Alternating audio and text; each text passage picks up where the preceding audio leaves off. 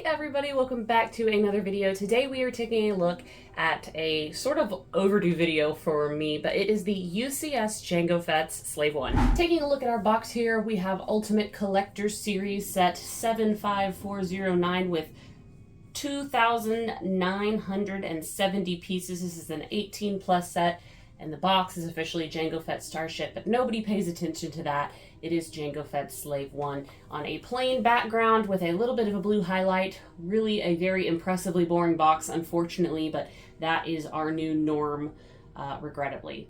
So this set is hulking. I will say it was very large, and it took me forever to put together, simply for the fact of I have discovered that I don't like building really gigantic ships. I prefer play sets or something that gives me more of an interior build to keep me going with like little details. So this one just dragged on for me. But before we go into the actual set itself, let's go ahead and check out the minifigures because we do get a couple in this set. Alrighty, here we have our minifigures, Boba Fett and Jango Fett. And I think this is actually where the most disappointing aspect of this set comes into play. So overall, Jango Fett's armor is fantastic. It's really off the chart great. He does come with a jetpack, which I have stored, as well as his blasters, but that arm printing really does it. We do already know that the Jango Fett coming out in the play scale Slave 1 does not have arm printing, so this is still going to remain an exclusive character. Boba Fett, on the other hand, is really disappointing to me. They use I think Dev is his name. They use his face and hair, I believe, and it just absolutely doesn't look like Boba Fett. It's really disappointing. The coloring is a little bit off, though that does bother me less. But the face just isn't Boba Fett, and I feel like LEGO has just really been doing this recently, where they're messing up the faces and just putting another face on there, and I just think it's really important to, you know, keep the integrity of how the character looks. So this one is just definitely a loss for me. And then, of course, the main complaint with Jango Fett being that he doesn't have his headset. They printed a headset for Obi-Wan Kenobi on his Starship, and they did not print one for the UCS Jango Fett, which would have made total sense for them to go all out on this minifigure, and they simply did not, and it's the largest missed opportunity because you don't have another way to display Jango Fett except for inside the cockpit. And if you're going to be accurate to the movie, he is not wearing a helmet. Therefore, you see his headset. And so it just bugs me to no end. They do. All right, so there we are. And I have to say, I am just such a fan of Jango Fett Slave 1. It's just the lesser shown one over Boba Fett's, and so like the coloring on it is just so refreshing to me, and it does make me feel sad that I did not get the UCS Boba Fett Slave 1 at the time when it came out, though that was just not a possibility for me, so it's not like I passed up the opportunity.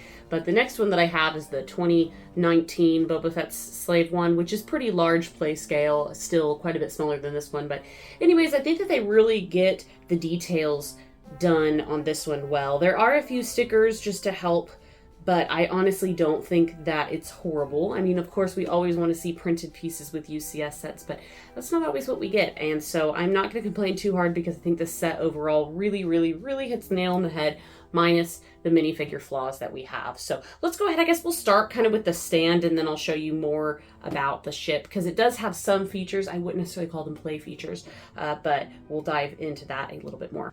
All right, checking out the stand, we just have a Technic build, and honestly, it does the job. It doesn't need to be super fancy because most of it is totally hidden by the Slave 1. We have a placard card, which is fine. It's not my favorite. You can definitely see like shiny bits versus like matte bits, and we've got the little molding center right there.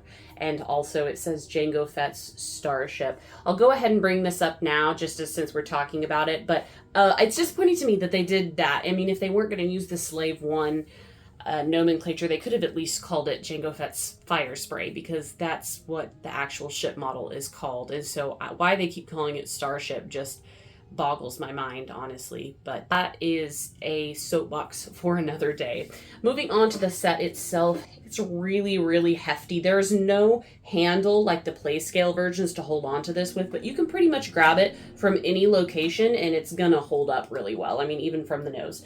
And so that's really impressive. The build on this obviously is a really nice Technic skeleton, but let's go ahead and get into the features. So we have some rotating cannons on the front, and both of these rotate together, which is nice. So I do appreciate that. Again, nice lines, I suppose, and coloring. I don't know. I'm not a major expert on the Slave one and how accurate it's supposed to look. Just a pretty average Star Wars enjoyer on this one. The entrance to the ship actually comes down if you just push it with your finger, which is really cool. And then you could just lift it back up. I really like the way this is built, but actually what happens is every time I try to pick it up, I accidentally like press this little entrance down. And so it's really fun to play with. I mean, it's very tactile, so I really like that. And that's one of my favorite parts. Another thing on the exterior is when you lift it up, the wings do move together. So that's nice. I like that feature a lot, of course. I will say, I don't know how well the camera will pick it up, but I noticed, at least in my model, this separation right here. And that's like really bothering me now. I mean, I guess you don't see it so much from the front, but I don't recall that separation because it moves with this panel. And now I'm questioning if I built something incorrectly. See, I don't like this shiftiness that I've just noticed. It's like really shifty.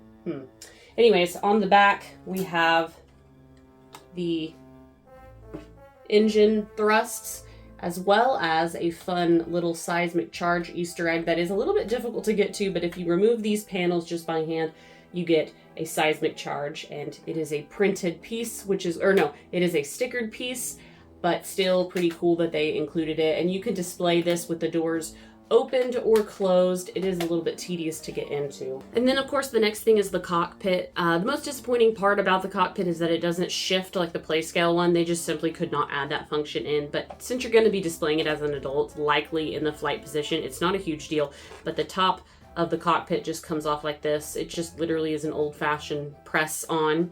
So the screen itself is really nice. It's got 2 stickers, but it's a really nice new translucent color. And what's really cool about this cockpit is we do have 2 seats that are for guests. I think we see that featured in the Book of Boba Fett, but you can actually remove this whole cockpit from the ship so you can easily place your figures in it.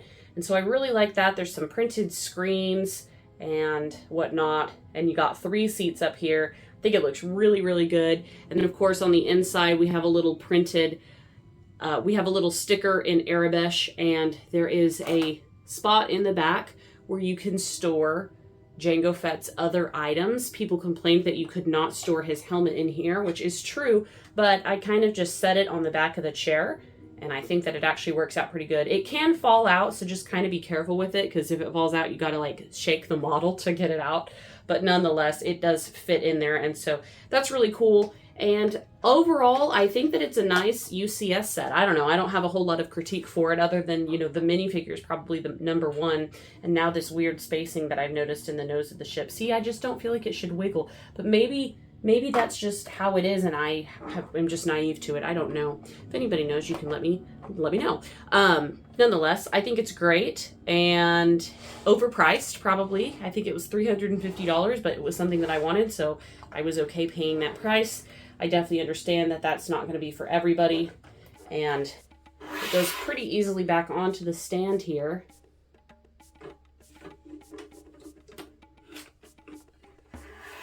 And that stand is pretty sturdy to hold it, and I think overall it looks really, really nice. So anyways, that's it. I love the way that it looks on my display. I'm super, even though it took me forever to build, I'm super pleased with how I have it displayed, and so I'm very proud of this set. For that reason, probably for my display, it just really evens it out. So anyways, guys, I hope you enjoyed this video. Let me know what you think in the comments below, and until next time, I will catch you on the next one. Bye, guys.